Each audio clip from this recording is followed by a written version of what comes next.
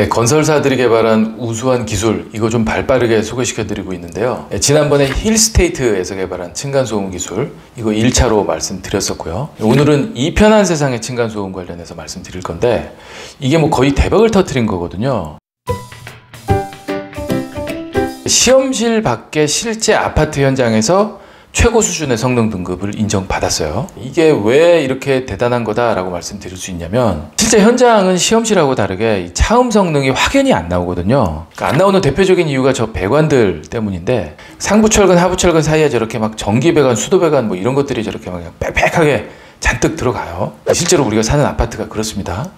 지금 저 상태에서 콘크리트를 부어 넣는 거예요. 이렇게. 그러면 뭐 각종 배관들의 이 빈 공간들 때문에 밀실한 콘크리트만 있을 때보다 당연히 차음 성능이 떨어질 수밖에 없거든요. 그러니까 다들 실제 현장에서 어떤 성능 인증 받는 걸 사실 피하려고 하는데, 이런 불리한 조건에서도 중량 2급, 경량 1급 이걸 확보할 수 있었다는 거니까 대단한 거 맞습니다. 이게 어떻게 이게 가능했을까 좀 자세히 들여다 보니까 역시나 뭔가 차음 역할을 하는 층이 이렇게 되게 많아요. 심지어 슬라브 밑에, 그러니까 아랫집 천장 속에도 우리 집 차음재가 들어가야 되니까 공진 제어 패널이라는 차음재가 저렇게 들어가요. 또 하나 좀 눈에 띄는 게, 역시 완충재 위쪽 아래쪽으로 중량 몰탈층이 50mm, 30mm 이렇게 두껍게 들어간다는 거거든요. 그러니까 중량음 잡는 건 역시나 뭐 좀 밀도가 높은 몰탈층이 많이 들어가는 거, 이 방법밖에 없는데, 근데 이게 왜 어려운 일이냐면,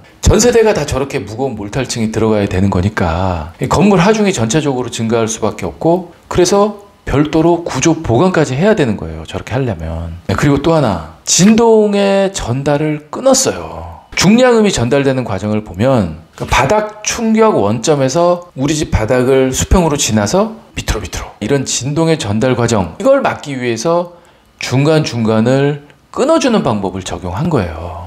몰탈층과 완충재층에 진동 방진구라고 하는 단절층을 뒀어요. 이런 방법으로 음의 전달 자체를 막은 건데 박수 받을 일인 거죠. 그리고 사실 두 번째 말씀드릴 거, 이거 층간소음 문제의 솔루션이 될 수도 있겠다, 이런 생각이 들 정도예요. 디사일런스 가드라고 하는 시스템인데, 자, 우선 층간소음 문제가 왜 이렇게 심각한 사회 문제가 됐는지 한번 생각해 보시자고요. 뭐 이거잖아요. 애가 막 시끄럽게 막 뛰었는데, 난 피해 안 줬어, 뭐 애가 저 정도도 안 뛰어? 이것도 이해 못해?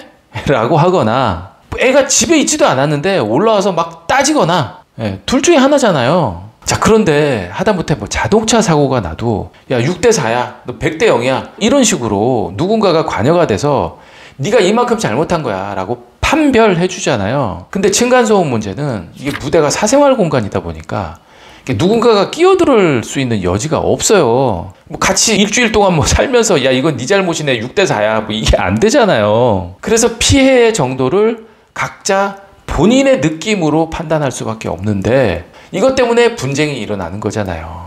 객관적인 판별 어려움, 이거예요. 근데 사실 지금도 어떤 기준과 절차가 있긴 해요. 그러니까 이 정도 넘으면 시끄러운 거야, 네가 잘못한 거야 라는 선이 있긴 해서, 이거 보세요. 1분간 등가소음도가 43dB, 그러니까 평균으로 쟀더니 43을 넘었어.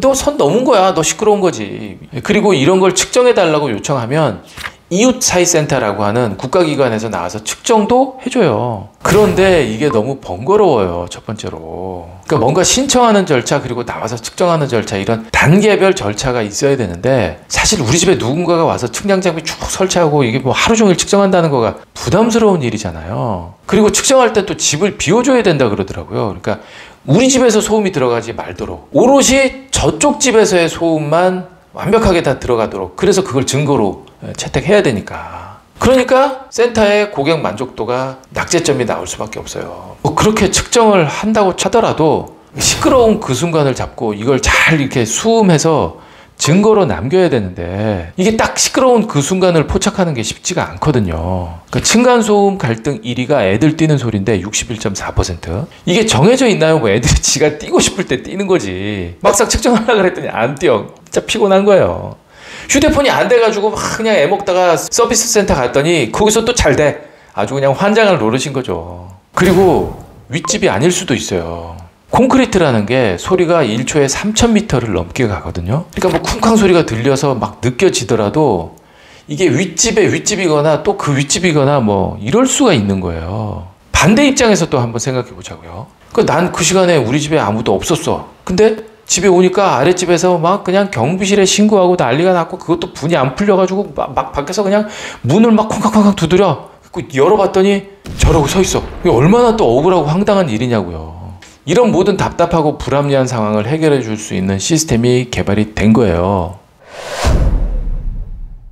애들이 막 뛰어. 쿵쾅쿵쾅 뛰어. 그럼 벽체에 삽입된 센서가 이 충격음의 진동을 감지해요. 충격을 감지해서 하부층에서 발생하게 될 소음도를 예측을 하는 거예요. 그래서 미리 정해놓은 어떤 기준치를 초과하면 월패드로 알람을 줘요. 야, 니네 집 지금 선 넘었어. 너무 시끄러워. 모바일로도 같이 이렇게 알려줘요. 이 기술의 핵심이 순수하게 우리 집에서 발생한 진동 데이터만을 가지고 데이터화하는 거, 이건데, 그러니까 집 밖의 소음이라든지 뭐 다른 집에서의 소음, 우리 집에서 발생하는 뭐 안막이라든지 뭐 이런 가전제품의 진동도 제외시켜줘야 되는 거예요. 그러니까 순수하게 우리 집에서의 중량 충격음만 이게 가능해야 된다라는 거죠. 거기다가 이게 또 아랫집과의 상호작용도 가능해서, 예를 들어서 지금 현재 쿵쾅 막 이런 소리가 났어.